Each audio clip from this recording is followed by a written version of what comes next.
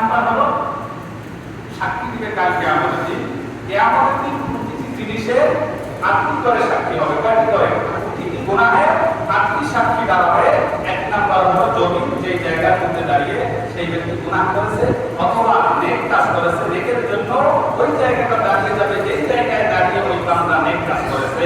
এই হাতও সাক্ষী দিবে। দ্বিতীয় নাম্বার, এই হাত দিয়ে কতটা আমি উপকার, কতটা ন্যায়ের পক্ষে কাজ করেছি, সৎ কাজ করেছি, এই হাতের উপর আমি জুলুম করেছি কিনা, সহানুভূতি করেছি, এই হাত সাক্ষী দিবে। তৃতীয় নাম্বার হলো পা, আল্লাহর কাছে সাক্ষী দিবে, হে আল্লাহ আমার উপর জুলুম নির্যাতন করেছে। অথবা বলবে, হে আল্লাহ আমার এই পা দিয়ে হেঁটে হেঁটে মসজিদে গিয়েছে, দিনের দাওয়াত দিতে গিয়েছে, কোরআনের তাফসীর হয়েছে, সেখানে হেঁটে হেঁটে গিয়েছে, হে আল্লাহ অমুক জায়গায়